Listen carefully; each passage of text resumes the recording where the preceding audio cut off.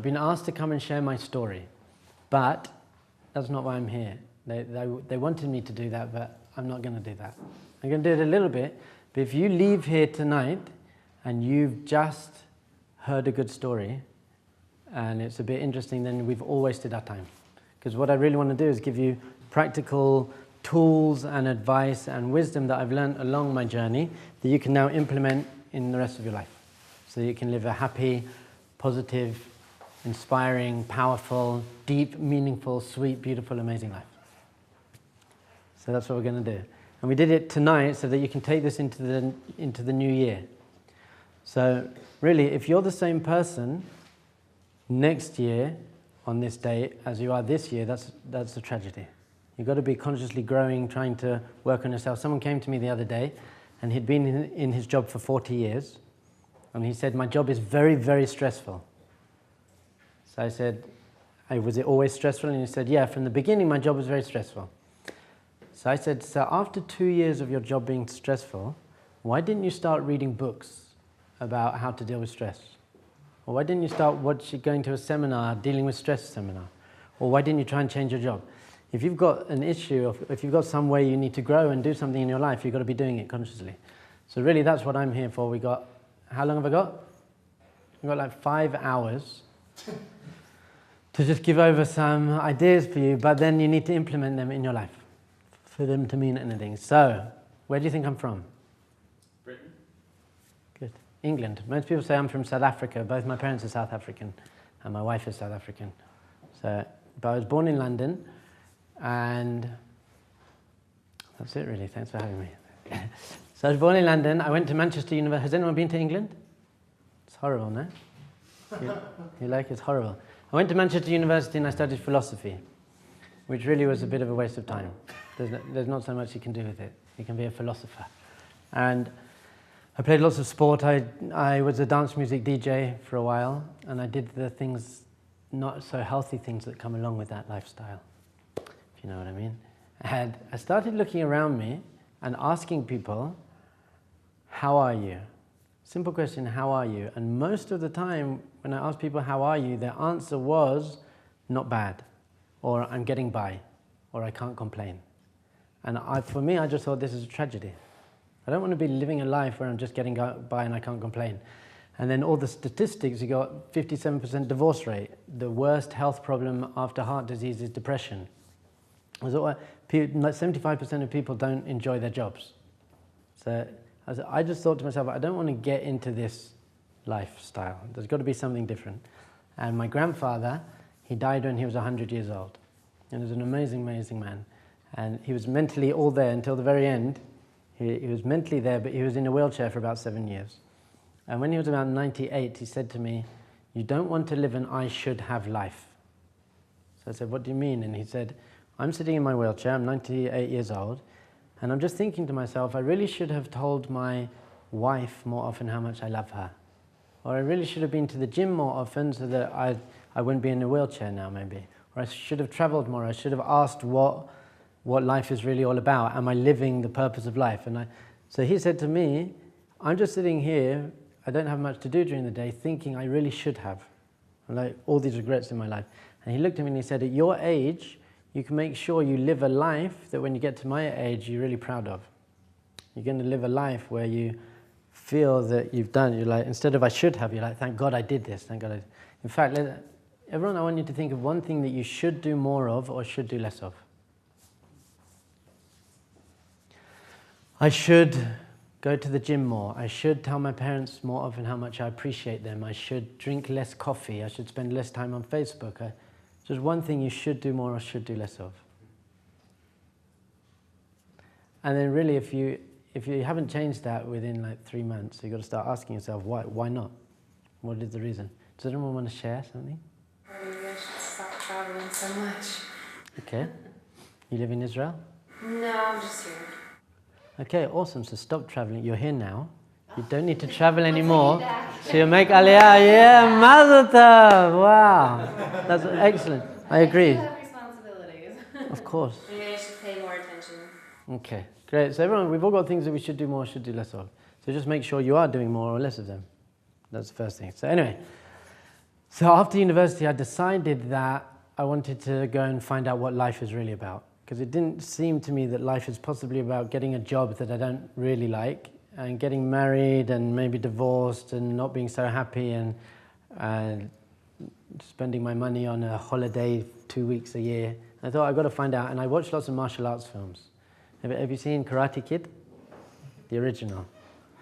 Maxwell. So lots of martial arts films, Bruce Lee, Karate Kid, all these films, and I really thought that all spiritual wisdom is in the East, in the Far East. I grew up very traditionally Jewish in a beautiful Reformed Jewish home. We lit candles Friday night and Hanukkah and Pesach, and I had a bar mitzvah. Yeah, you like candles? So we did Pesach, and we went to the shul on Rosh Hashanah, and I was very traditionally Jewish. I never ate pig. I ate dog and snake. I never ate pig. That's just too far for a nice Jewish boy. So I grew up, I never really thought that Judaism was a viable spiritual path. It was a nice kind of traditional thing, but I didn't think there was anything really deep in it. So I decided that all spiritual wisdom is in the East, and I ended up living in Asia for 6 years. I was in Nicaragua. I got back yesterday. I now run trips to Thailand and Peru and Nicaragua and South Africa, basically looking into volunteer work with the local community and personal development and having fun as well. You could lead a trip to Thailand with me. Maybe. So I left. So I decided, but I didn't just want to travel and see, I really had a goal. So whenever I go somewhere, and I tell people to come on my trips, don't go somewhere and just say, I'll see what happens. You should always have some sort of goal. What am I going to achieve in this year? Am I going to learn the language? All the countries I mentioned, by the way, I can sing songs in those languages. So if you get a bit bored, just tell me, I'll sing a song. So the first country I went to was Sri Lanka. Sri Lanka is a small island off the coast of India. And I went there because it was the most random place I could think of at the time. And I got there, and I went to a very small village, and they'd never seen a white person before. And they had no running water, no electricity. And the kids freaked out when they saw me. They didn't know what was... They thought I had a disease. And after living with them for a few weeks, I did. The water wasn't so good. So what I did, I started working in an orphanage there. And these kids, the orphanage was only big enough for 30 children. But because lots of the parents in the area just couldn't afford to keep their kids, they just dumped them. So we had 60, 70 children in this orphanage. And they had one meal a day. And some of them had families, but very abusive families. So for me, I suddenly realized that I had everything. I had the best childhood. I had loving, supportive parents. I had good education, sports, music. I had everything. And when you go and see people who have nothing, you really realize how much you have, and therefore how much you have to give. And it was amazing to really just step out of myself, kind of almost for the first time, because I think till the age of 20, 21, we're very kind of self-centered. Some people till 70, 71. We're very like, what am I doing? What's my job? What can I do? Just to really be able to see other people and be there for them and do something for them, it actually helps broaden you as a person. So these kids are amazing, and it's from them that I really learned one of the secrets to happiness in life. What do you think that is? Don't say Burger King. Smiling. One of the secrets to happiness. And really, I'm giving you one of the secrets. You've got to start implementing this in your life. Give. Giving's good. Well, it goes with that. Selflessness. Selflessness. But that was more from my side. They didn't really have that much to give me. But I learned from them. Being happy with your lot. Great. Gratitude. Really. Appreciation. These kids appreciated every single thing they had. So they were sharing one small pencil between about 5 children. So I went to a shop, I bought them each a pencil. And it was the best day of their life. They were giving high five. They couldn't believe it. And in Thailand and Sri Lanka and India, many of these countries, the word for to eat, you say eat rice. The word for eat and the word for rice is the same. Because you don't have a choice. It's not like I'll have pizza today and shawarma tomorrow and burger the next day. It's just, all they ate was rice and vegetables. So for them, every little thing that they received in their life, they fully, fully, fully appreciated it. And I noticed, where I grew up, and still now, we very often focus on what we don't have, on what we're lacking. If only I had a better computer, a better job, a better relationship with my parents, a better girlfriend, boyfriend, if only I looked different. We very often think about what we don't have and what we wish we had. I'd be happy if this happened, or I'd be happy if this happened. And that always is going to bring us down. If you're focusing on what you lack, that's always going to bring you down. And Facebook doesn't help, because everyone posts, oh, I just got engaged, children, job. Everyone posts their best things on Facebook. So you compare your life to everyone else's best part of their life, which is no one posts a picture on Facebook of them crying in the corner like, I'm so depressed. Oh, like. So, no one does that. So very often in our lives we're comparing ourselves to what we don't have or what other people do have, and that's going to bring you down. Really, if you can start to fully appreciate every single thing you have in your life and focus on that, then that's going to bring you happiness. That's going to build you up. So, do you know what polio is? It's a disease, the muscles in the legs don't grow. So I work with lots of kids, and once again, they were kind of happy because they were appreciating what they did have. They didn't. Who here appreciates their legs? Amazing. Appreciate your leg. When was the last time you consciously appreciated your legs? Usually it's when they hurt. When they hurt, then you think, oh wow, I wish but now, when was the last time you were actually like, wow, this is amazing that I have legs? Because the real key to happiness is conscious appreciation. You all appreciate your eyes. When was the last time I was in yeshiva the other day, and I said to my Hidabroot, I can see. And he was like, wow, you got contact lenses? I was like, no, I can just see. It's an amazing thing. Just think about it. Wow, it's an amazing thing that I can see, that I can walk, that I can breathe without it being painful. There are thousands of things. What's the first thing I say when I wake up in the morning? Mode ani. So mode ani, what does it mean? I give gratitude. I thank you. Yeah, grateful am I. Mode ani, gratitude. Our sages teach us that all of the power, all of the potential is right at the beginning. So the whole tree is in the seed, and the whole child's in the DNA. If you get out of bed on the wrong side, then you can mess up your whole day. So they knew how the first conscious thing in your day has to be gratitude. So they said, Mode ani. Does anyone speak Hebrew? So Mode ani is not such good Hebrew. Mode ani means grateful am I. Grateful am I. Rather than, it should be ani modeh, I am grateful. Why do we say grateful am I, not I am grateful? Grateful comes first. Ah, good. You don't want to wake up in the morning with ego, with I. The first word you don't want to say I, you want to say gratitude. So our sages tapped into this key, the key to happiness, and they said that's why you have to do it the first thing in the morning.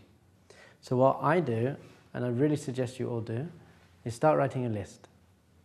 In the morning, write one thing, have your gratitude list, write one thing that you're grateful for.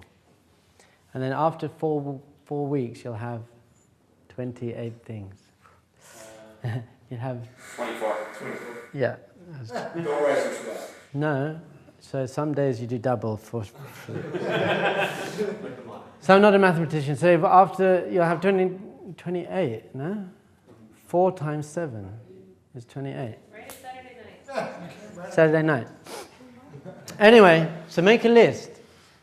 Do you think that's a good idea, to make a list? Do you think you're going to do it? Why? No, I'm good. It's good that you're honest. Why not? It doesn't take any time. It takes 1 minute, and it's unbelievably good for you. And when you're feeling a bit down, you can read through your list. Why aren't you going to do it? We all have our morning habits, so breaking the routine kind of takes some thought. You might wake up, do your thing, like, oh, I forgot. Maybe go back to it. Maybe not go back to it. Maybe, oh, I did it yesterday. Okay. It's Good. building a habit. You have to build it first. Great. So we're going to try and build new habits, build healthy habits. If you build your healthy habits, then you'll have a healthy, happy, meaningful, beautiful, sweet, deep, amazing life. And that's it's worth doing it. Who here feels a little bit lazy? They find it difficult to get up in the morning. Yeah?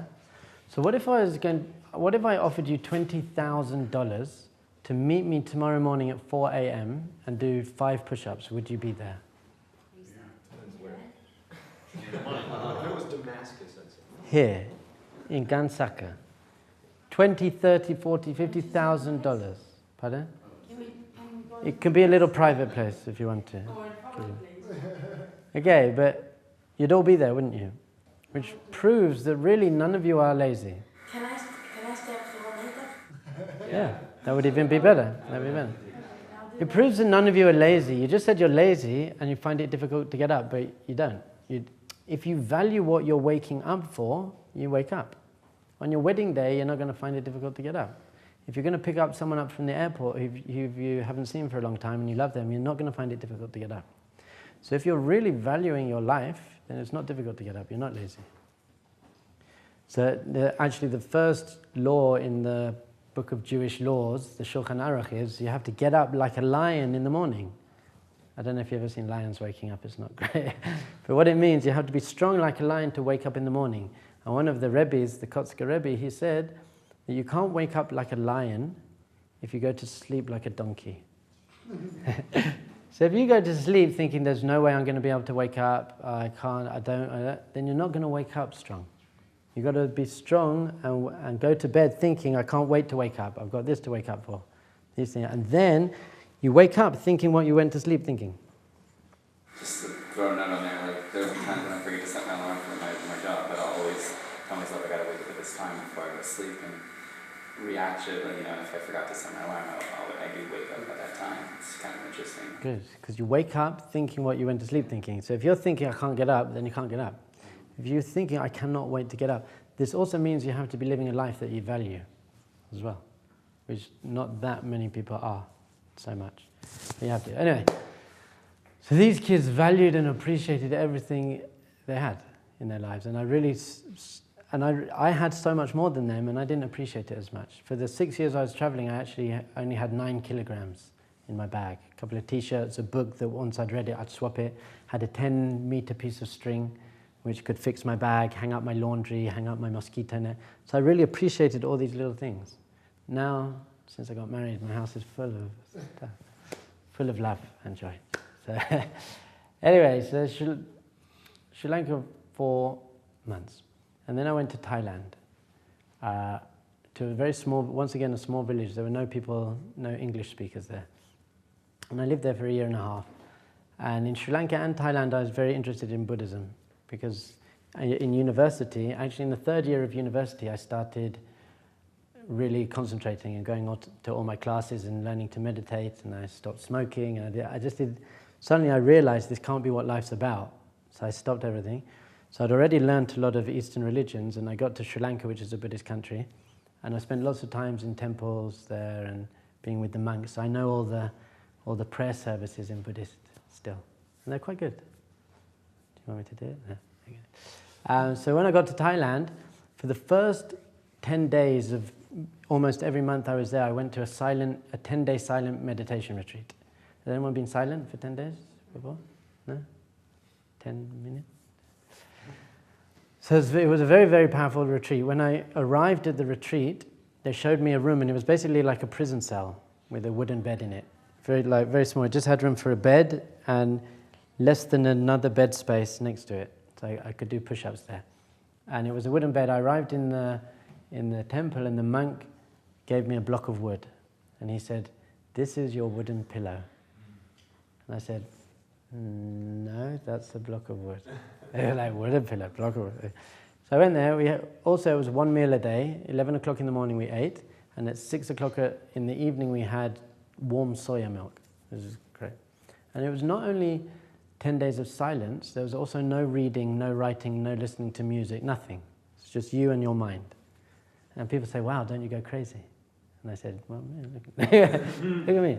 So, and really the point of it was to learn to control your mind, to become a master of your mind. Why is that important?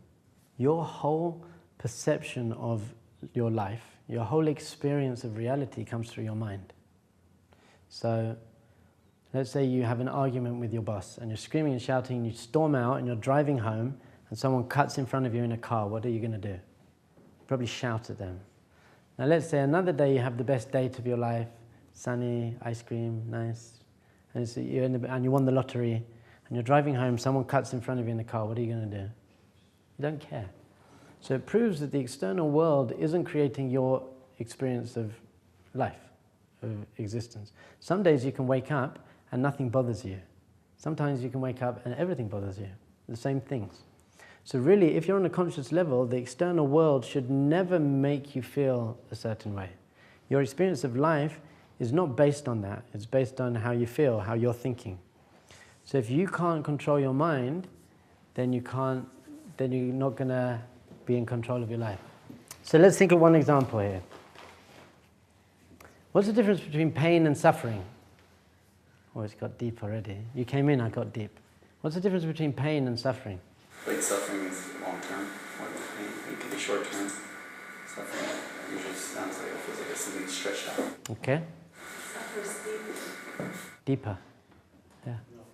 Pain is a phenomenon. You have pain. Suffering, you can treat it as joy. You can enjoy it, you can suffer. It's two different things. You have a phenomenon, you have the way you treat it. Okay.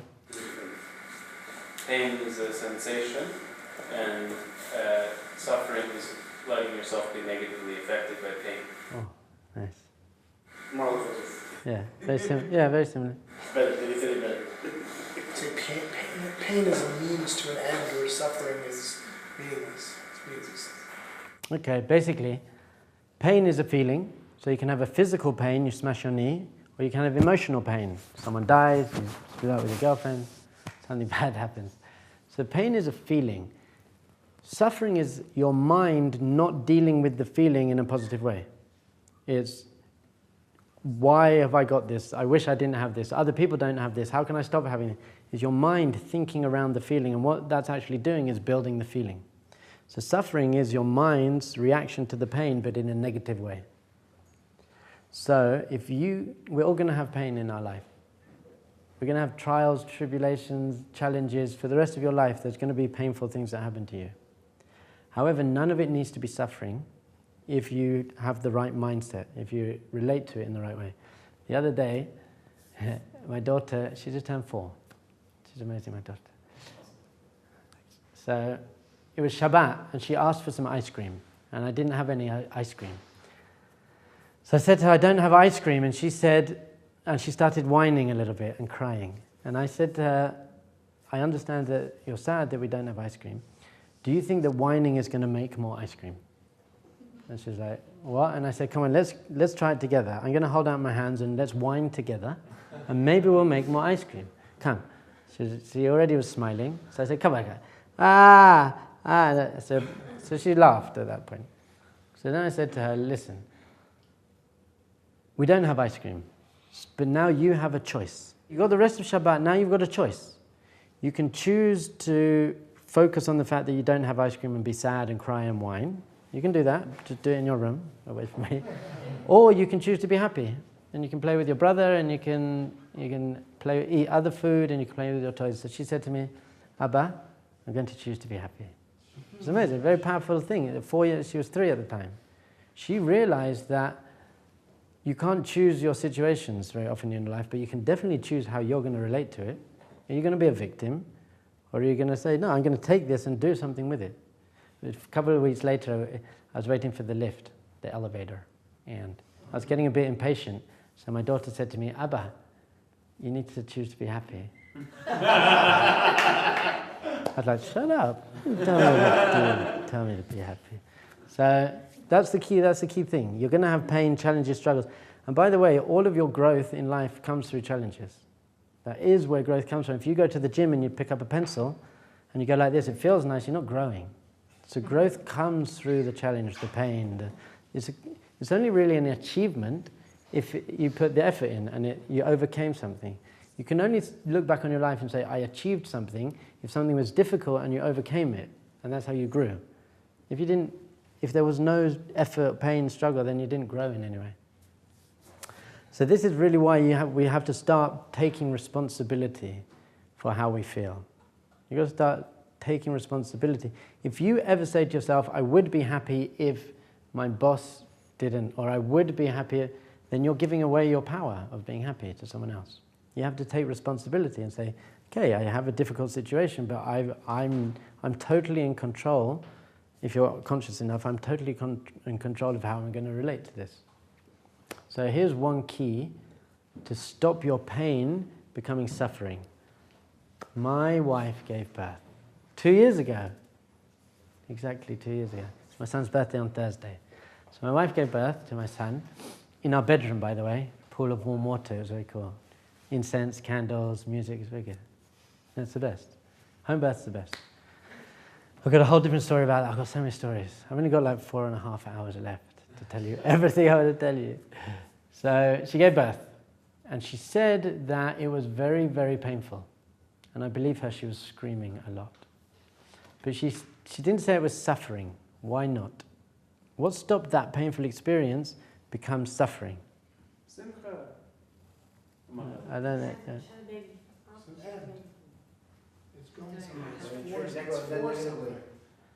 If you go to the gym and it's really painful, is that suffering?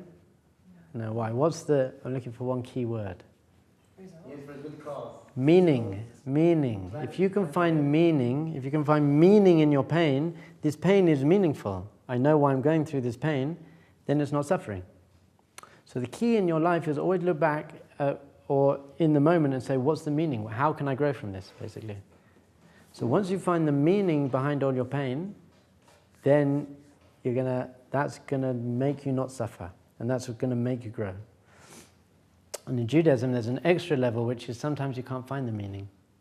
So at that point, you just trust that there is a meaning, because Hashem doesn't just make you suffer, give you pain for no reason.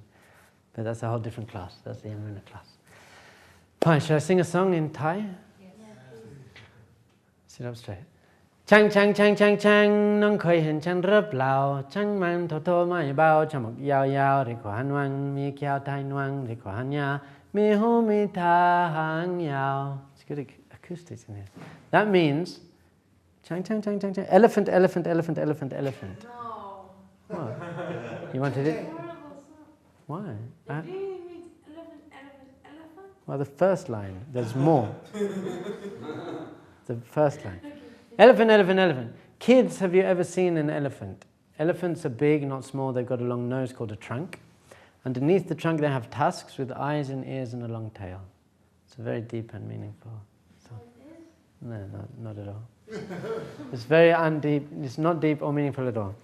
But it was one of my favorite songs. So what I did, I taught in a university. I taught Buddhism and English to university students in Thailand.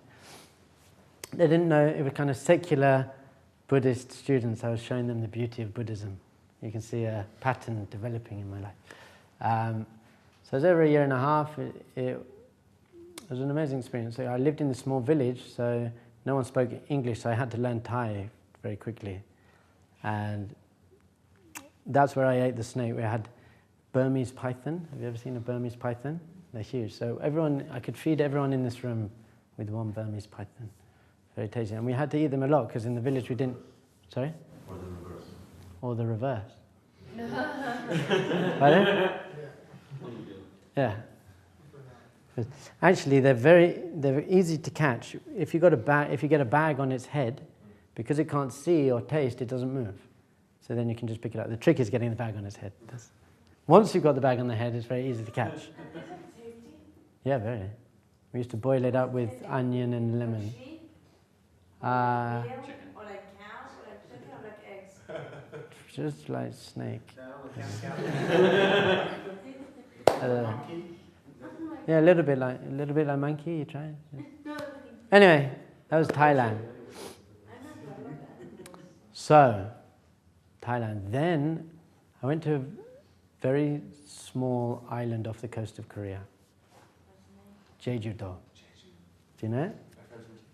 So Jeju Island is an amazing paradise, beautiful island. It's got a volcano in the middle, an extinct volcano with a sacred lake. It's the most sacred lake in Korea, in this volcano. I only found out it was sacred once I was kind of waist deep in it, and all the locals were like, "Get out the lake!" I was like, "I'm sorry." But it's a beautiful thing, and it had beaches all around the edges, and that's where I started my martial arts training. So my master was 6'7". He was a huge man, and he was the former national high school champion of Korea, taekwondo.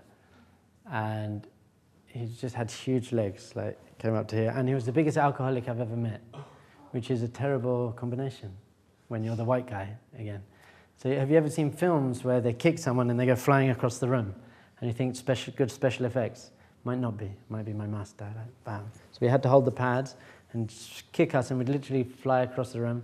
Had to punch through wooden boards, jump off the wall, jump through hoops over fire. It was a good training. good preparation for yeshiva. Wow, it was great training. So I felt like karate kid there. And we had to run up the volcano in the snow and then strip down to our underwear. And have you seen Kill Bill too? It's like that kind of training. It was amazing. It was very good training. And so I got a black belt in a year and a half. It takes about 5-6 years in England or America because you train twice a week and they don't beat you up as much. So we trained every day for 3 hours a day, plus running and going to the gym. And that, when I got my black belt, that's where we had dog soup. It was yummy. It's special. And you can't choose. It's not like, I'll have the poodle soup, please. There is like the soup dog. It's a fat white dog. So that is taste. It tastes like beef, tender beef. Okay? No, dog. They tell me it tastes like beef. I wouldn't. Who would eat a cow? Anyway, so on this island, it was half Buddhist, half Christian. So I actually hung around with quite a few Christians. I was learning Christianity for a bit, but I spent most of my time in the temples there as well. And there's a waterfall that fell directly into the sea. So I think there are 10 or 11 waterfalls in the world that fall directly into the sea. And one of them was on the island. So I used to go there and watch people come to the waterfall and look at the waterfall from all over the world. And what I noticed very quickly was that people would come and they'd take photos and then they'd leave.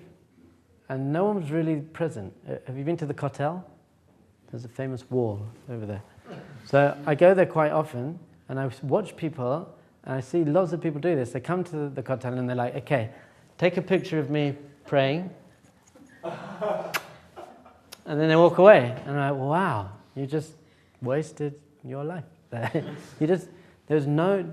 People aren't being present. And I notice even on my trips now, lots of people are on the trip to see who's got the best Instagram photo of them on an elephant. And they get upset if someone else doesn't. So on my trips now, I say you can take your camera and take one picture quickly at the beginning to get it out of the way and then just be present. Because people aren't generally being present very often in life. The mind is always in the past or the future. You're always doubting, comparing, planning, worrying, fearing, regretting. Even if you think you're being present, you're watching a beautiful sunset, I'm so present. You're still thinking, it wasn't as good as yesterday's sunset, or this is an amazing photo for Instagram, or I wish he was with me while I'm watching this sunset. We're always thinking, planning. So it's very difficult to have a very deep and meaningful connection to your life if you can't be present. And we see this a lot in communication. So I find myself, and I think most people, often when I'm having a conversation, I'm kind of waiting for them to stop talking so that I can say what I want to say, or give them some advice. Or if they say, I went to Italy, I'll be like, yeah, I went to Italy too. So we always want to say, it's because we're not being present because our mind's always past or future. One of the major things we have to learn is not to identify with your mind. What do I mean? If you have many jealous thoughts, what does that mean? You're a jealous person? No, it just means you have many jealous thoughts. I can prove that you're not your mind because, sometimes you have a thought and then you think, I don't actually believe that. Or you have a thought and then you have an opposite thought. So but we get so caught up in our minds. So what Judaism teaches, by the way, is that you're a beautiful, sweet, shining, holy, pure soul. And you have a mind and you have negative character traits, but you shouldn't identify with them. Don't say, I am lazy. Say, I have laziness. I just got back from Nicaragua. Do you know how to say, I'm hungry in Spanish? Tengo hambre, which means? I have hunger. I have hunger. Very powerful. I have hunger means you're not identifying. You say, I have hunger, now I can choose. Does that mean I have to eat? It's a very good trick for Yom Kippur. I have hunger. It doesn't mean I now have to eat. You're not identifying it. When you say, I am hungry, it's more difficult. You start identifying it also with your mind. So what we need to learn to do is not identify with our minds. Step back and watch what our minds are saying and then choose. Do I want that thought? Is this thought positive? Easier said than done. So by the way, that's my least favorite phrase in the English language. Easier, someone says to me, I say something and say, yeah, but that's easier said than done. And I'm like, yeah, of course it is. But saying it's not going to do anything. You've got to do it. That's what an achievement is. No, but Rabbi, it's really hard. Yeah, it is really hard. And that's what makes it worthwhile. That's what makes it meaningful. So these things, I'm just giving you these ideas and hopefully giving you some tools to implement them into your life. But it is much easier said than done. Nothing I'm saying is easy. You've got to have the discipline to go and do it.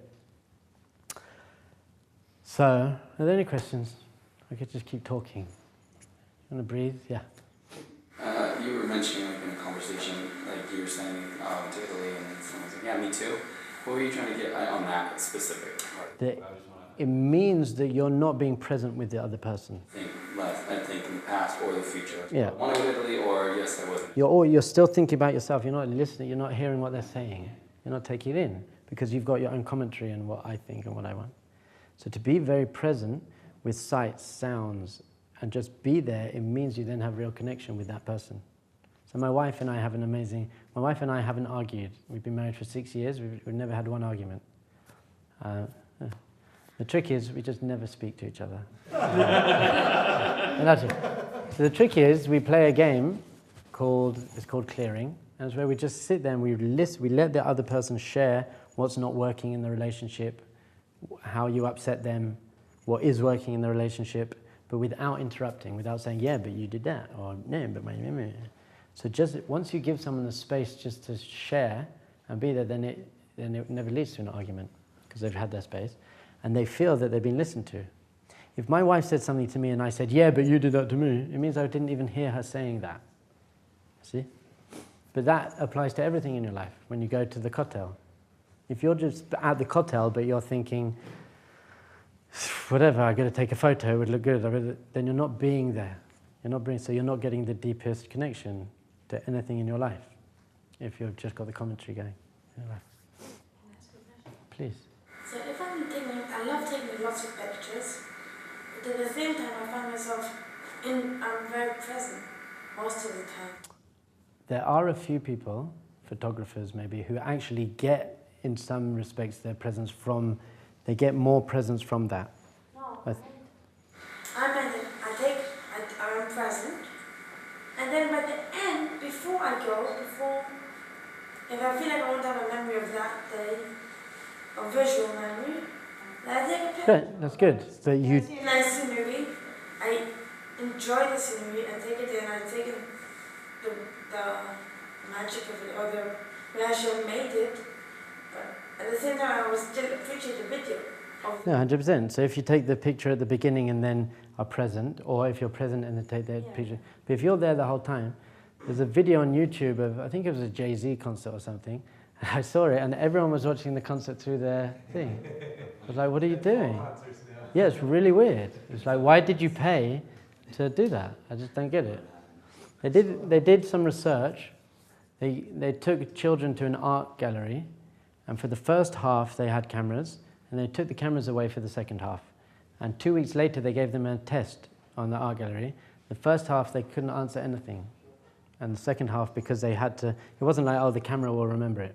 They were present. They did another test where they gave, 2 people went on the same vacation, and one had a digital camera and the other had a disposable 20-shot camera. A year later, they interviewed them. The guy with the digital camera didn't have any deep memories or conversations. The guy who had to pick his 20 photos and didn't have so many photos, he had so many memories. So you got to have the balance. That was Jeju. Next, India. So I was in India for a year as well. When I first arrived in India, I went to there's a place called Dharamsala where the Dalai Lama lives, in McLeod Ganj. It's called Dharamsala. So there's a place called McLeod Ganj. Yeah, and it's an amazing little town in the mountains. And I got there and I found there were a few people doing a workshop or something. They were fasting for a week and they were paying to fast. And I thought to myself, why do you pay to fast? So I sat on the roof of the center. I didn't pay, but I just didn't eat. I had a Jewish mind from that. I'll do what you're doing, but I'm not going to pay for it. Sorry? Was that Canadian? No, because it wasn't part of it wasn't part of the center. It was on the. So I fasted for a week, 7 days, with just water. And actually on the 4th day I had a small slice of papaya because someone said you can go up the mountain to meet the Dalai Lama. So I thought I need some energy to get up the mountain, so I had a small slice of papaya and I walked kind of 3-4 hours up the mountain for my private audience with the Dalai Lama. And when I got there, there were like 3,000 Tibetans. So I didn't get my audience. I did shake his hand though. Anyway, so throughout India, I was just basically once again working in orphanages with kids with polio, and just the whole time seeing these people were just much happier than my friends at home, doing jobs that they didn't like.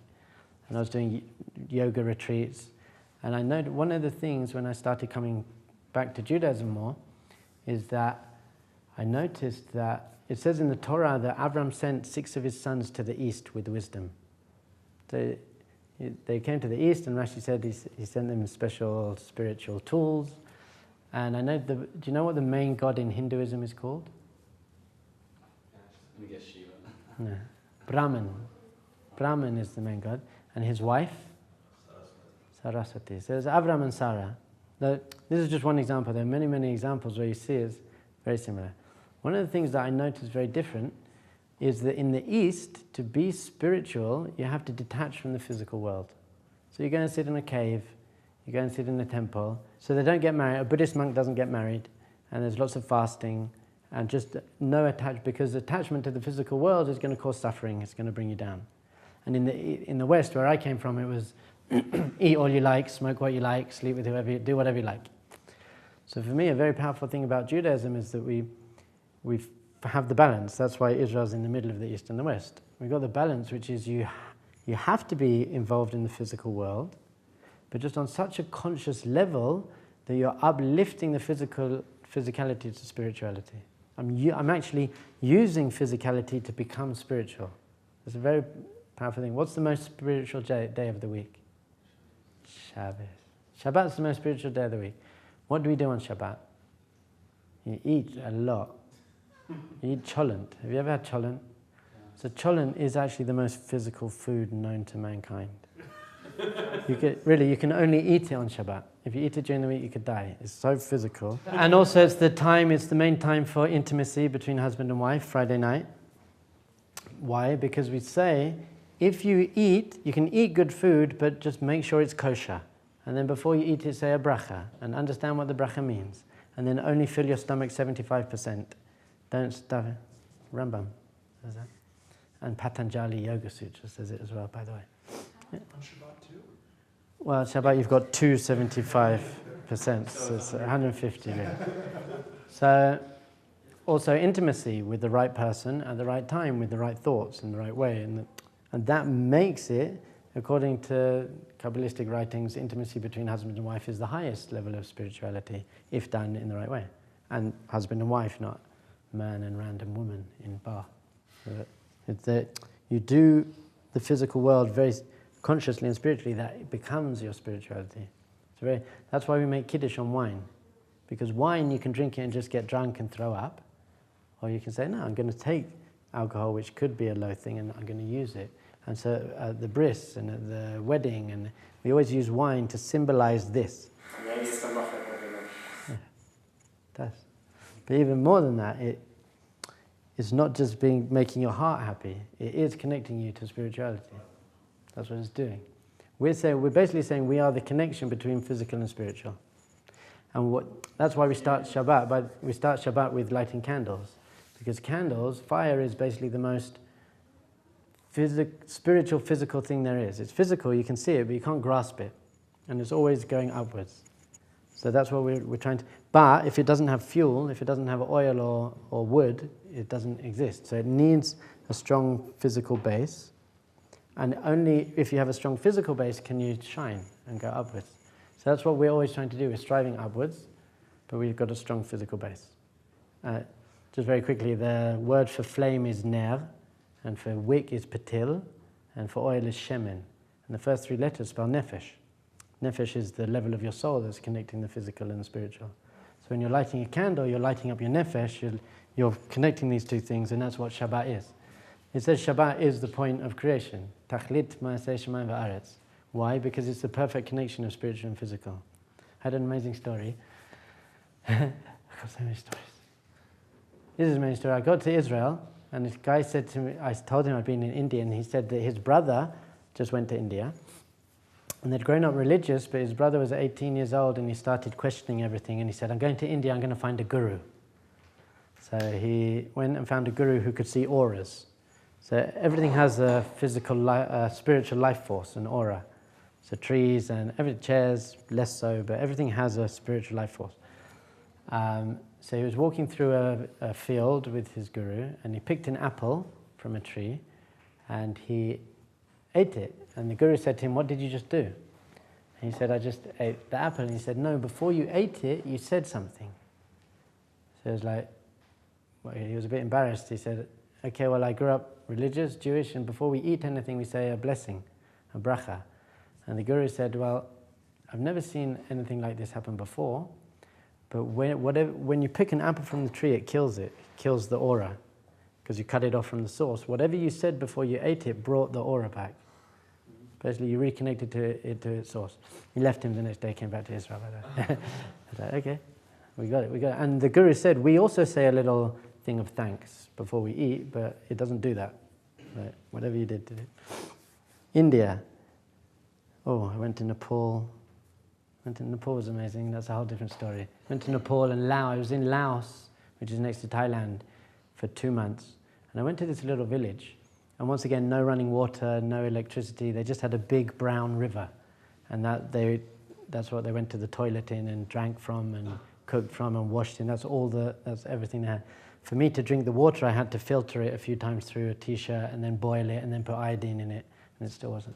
So I'm still suffering. Anyway, so I arrived in this village, and they were all wearing traditional black robes, and they'd never seen a white person as well. And the three guys ran away, and I thought maybe they're going to get weapons or something. They came back 5 minutes later with jeans. They were like, "White man, we have jeans." I was like, "Great." But I found out that they had walked 20 kilometers to the nearest town and swapped about 50 kilograms of rice for these jeans. And so that night, the whole village gathered round. It was like, oh, white man has arrived. Like, oh, I've got my jeans. Let's have a party. And they were all asking me questions like, do you have rivers in your country? And I was like, yes, big rivers. And they're like, oh.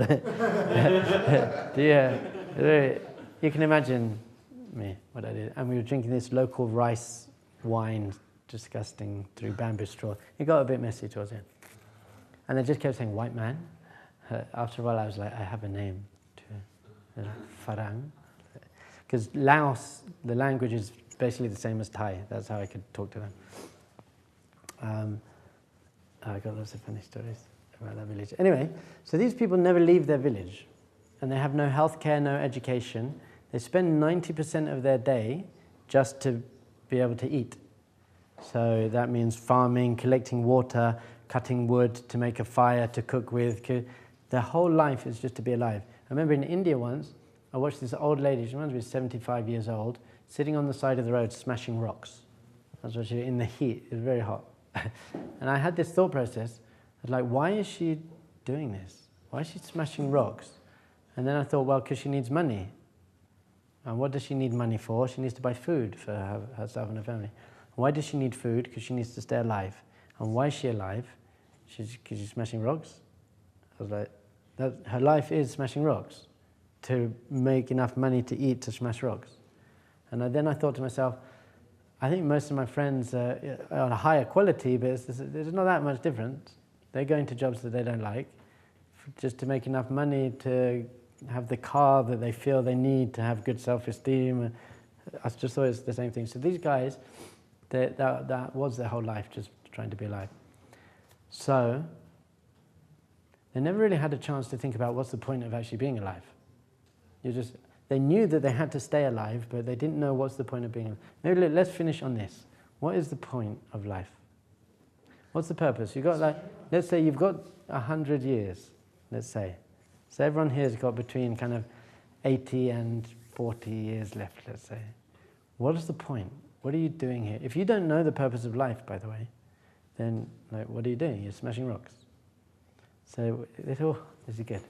We're going to finish tonight's New Year's Eve class by identifying what is the purpose of life. I think there are two things. These are very general categories.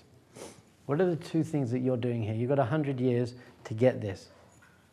Start with and end it where you started, being grateful. Okay. Is gratitude the purpose of life, or is it a tool that you can use to make your life better? It's a tool. Yeah. So what's the purpose? Well, I learned earlier today at least for Jews, is to bring Hashem's name to the world. Oh, Okay, yeah. that's very frum. But I do like it. I like it. It is. That's more of a specific detail. You're right, obviously. But what does it mean, bring Hashem's name to the world? Is there an angry man in the sky who needs me to say that, hello everyone, I'm Hashem? There's some insecure God type thing who needs... So that is true, but we've got to understand what is that? And what is my relationship to... Next week we're going to identify what is Hashem, what am I in relationship to that, and what does that mean? And how does Judaism teach that? These are very broad categories for everyone. I'm talking for non-Jew, non-Jew, on a very simple level. What are you doing here? To bring oneness and not your To bring oneness. I like it. What does that mean? like to treat everyone equally and just being it together and grow together. Nice. Grow towards what? We got to get it. This is it. And you can argue with me once I tell you. But I'm a black belt, so... To connect to your Creator. Okay. I like that. To leave the world a better place than how you found it. Okay. It's not as long as it says. Okay, I'm going to tell you what I think the very general purposes of life are. Number one, what you're doing in life is to become the best version of you can, to reach your potential. That's what you're doing. So if you have any negative character traits, work on them. Don't say, I'm just an impatient person. You're not. You're a beautiful, sweet, shining, holy soul that has some impatience. Deal with that. Become a master of your mind and of your body and of your emotions. By the way, your emotions are created by your thoughts. If you think happy thoughts, then you'll be happy. Sad thoughts, sad. Angry thoughts, angry. So you can control your whole experience of reality by understanding your mind. So that's the first thing you're doing. Becoming the best, happiest, most grateful person you can possibly be. Be a tzaddik. Basically, we made a deal with Hashem before we came here saying, you've got to be a tzaddik. That's what you're doing here.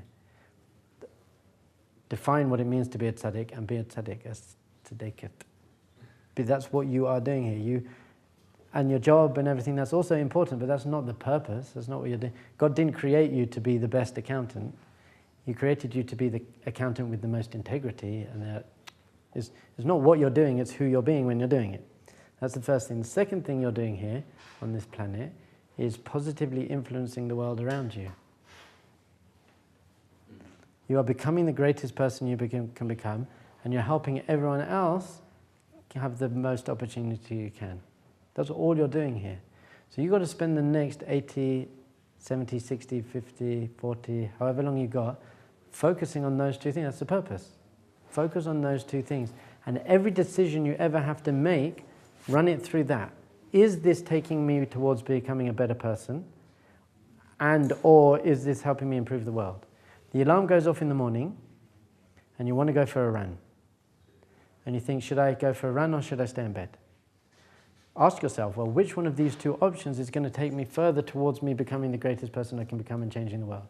Sometimes it might be staying in bed, by the way, if you're sick or something, but not usually. And usually, unfortunately, the answer is the more difficult one. So usually, you've got to understand as well that it's through effort that you get depth and meaning and growth. So whichever option, usually, not always, but whichever option takes more effort, that is the one that's driving you towards your purpose, which is becoming the greatest person you become and positively influencing the world around you. I'm going to stop there. I've still got Japan. I was in Japan, and we're going to start with Japan next week at 9:15. And by the way, the second half is much better than the first half. No, I'm being serious. This was just a warm-up. Next week it's getting real.